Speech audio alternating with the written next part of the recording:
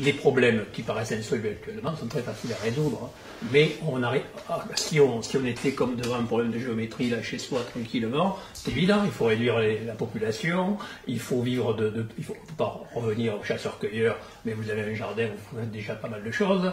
En 50 ans, vous rétablissez tout l'équilibre planétaire, le changement climatique, tout est réglé. Tous les animaux font ça. Et parce qu'ils peuvent pas être en surnombre. Quand les loups mangent trop leur proie, ils n'arrivent plus à se reproduire, ils sont obligés de foutre le camp de ce coin-là parce qu'il n'y a plus rien à manger. Alors que nous, on est tellement roublards qu'on invente continuellement des trucs, alors parce qu'on peut aussi changer de régime. Ça, c'est un truc que les loups ne peuvent pas faire. Nous, quand on a flingué les aurochs, on passe à une autre bestiole, ou on devient végétarien, ou je ne sais pas quoi. Enfin, on a toujours une commune pour s'en tirer. J'ai été 7 ans végétarien, mais maintenant je suis flexitarien. C'est-à-dire que je mange très peu de viande, mais j'en mange un peu. Je pense que c'est pas très important, ça. Actuellement, je pense qu'il y a une réaction du fait, justement, ce que je vous disais, la séparation entre l'homme de la nature et des animaux. On a tellement isolé les deux, que d'ailleurs on s'est opposé, c'est ce que le monothéisme a inventé, c'est-à-dire qu'il faut écrabouiller la nature, d'ailleurs Descartes, maîtriser la nature, etc.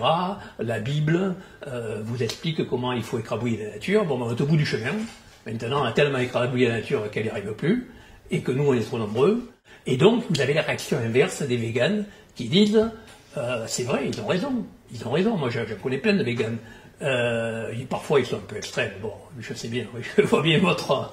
Mais il n'en reste pas moins que, vous savez, les humains, ils ne font jamais rien à moitié. Hein.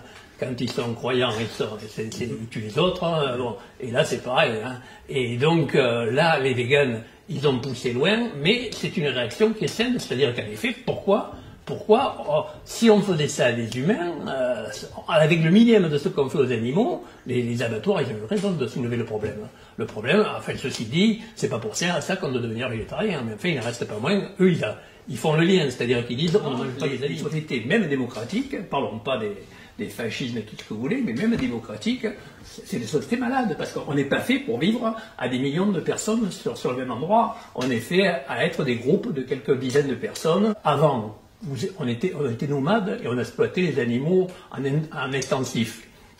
D'un seul coup, on trouve moyen d'exploiter ça en intensif. Mais ça demande 3 fois plus de boulot, ça a été montré par les ethnologues, c'est-à-dire que nous, on travaille environ 8-9 heures par jour, alors que les chasseurs-cueilleurs, ils travaillent 2-3 heures par jour. Donc, on a payé ça en travail. À partir de là, tout bascule. C'est-à-dire, d'abord, on travaille beaucoup plus. On a des chefs qui avant étaient symboliques, qui deviennent des vrais dictateurs. Après, on a l'État, la police, l'armée qui sont bien obligés d'apparaître parce qu'il y a trop de monde, justement. Et là, on revient sur la phrase de Thomas Hobbes, c'est-à-dire que l'homme est un loup pour l'homme, parce qu'on est dans une situation pathologique, moi je dis. Avant, le système se régule tout seul, c'est-à-dire que les pygmées, comment voulez-vous qu'ils se volent quoi que ce soit, ils n'ont rien. Il faut les chasseurs-cueilleurs, c'est des nomades. Donc ils se déplacent avec leur saguet, et c'est tout, ils n'ont pas grand-chose. Donc on ne peut pas leur voler quoi que ce soit. S'il y a un problème, ben, ils se mettent à... Et les guerres n'apparaissent qu'au néolithique. Avant, la violence existe. Le problème, c'est qu'on est trop nombreux maintenant pour repasser redevenir des chasseurs. En réel, ben oui, non, ça, je suis bien d'accord. Actuellement, il faut s'adapter. C'est-à-dire que, par exemple, à mon avis, l'histoire de Notre-Dame-des-Landes, on peut le décoder d'une autre manière, c'est-à-dire qu'en réalité, les gens, ce que craignaient les autorités, c'est pas tellement les emmerdeurs et tout ça, ce qu'ils ont dit, c'est que c'est un autre type de société qui se met en place et qui a plus du tout les mêmes codes que précédemment. Et ça va se développer de plus en plus. Regardez actuellement, moi je vois autour de moi des tas de jeunes qui essaient de vivre, qui s'aperçoivent comment dans le mur, qui essaient de vivre différemment, mais qui, au bout d'un moment, sont obligés de prendre un boulot alimentaire et de se prostituer, ou bien alors de vivre très, très pauvrement en faisant des chairs ou je sais pas quoi, ou des légumes bio, des trucs comme ça. Donc en réalité, vous avez 2 types de sociétés qui sont en train de se séparer. Les chimpanzés, on aurait des chimpanzés domestiqués, tout le monde. Bizarrement, on a des chiens. Pourquoi vous entendez avec des chiens et pas avec des chimpanzés? Parce que les chiens sont très proches de nous. Voilà. Il y a les hiérarchies, il y a le sens hiérarchique, c'est-à-dire que, par exemple, pourquoi on a inventé le chien? On avait des loups, pardon. Non, allez-y. On avait les hommes préhistoriques ont d'abord trouvé dans leur tanière des jeunes loups. Ils se sont aperçus que les loups s'intégraient au groupe, à la famille, et qu'après ils donnaient un coup de main pour chasser, ils défendaient pas le village à l'époque, le campement, voilà. Et donc, pourquoi on est passé, donc ça marchait très bien, et ils multipliaient par 3 le gibier, donc c'était vachement intéressant, c'était formidable, et à partir de là, ils pouvaient faire plus d'enfants. Bon.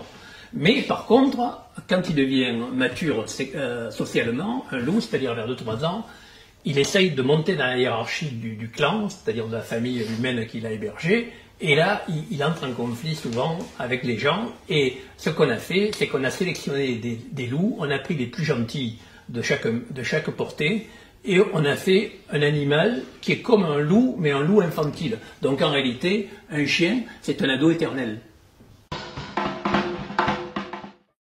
Cette phrase, ça a été repris dans l'Antiquité par Thomas Hobbes, qui considérait que les hommes étaient tellement méchants qu'il fallait qu'au contraire, il fallait les protéger, et donc il fallait un État pour les protéger. Moi, je pense que c'est exactement l'inverse. On est le seul singe, le seul primate qui chassait en groupe, en coopération comme les loups, qui avaient exactement la même niche écologique.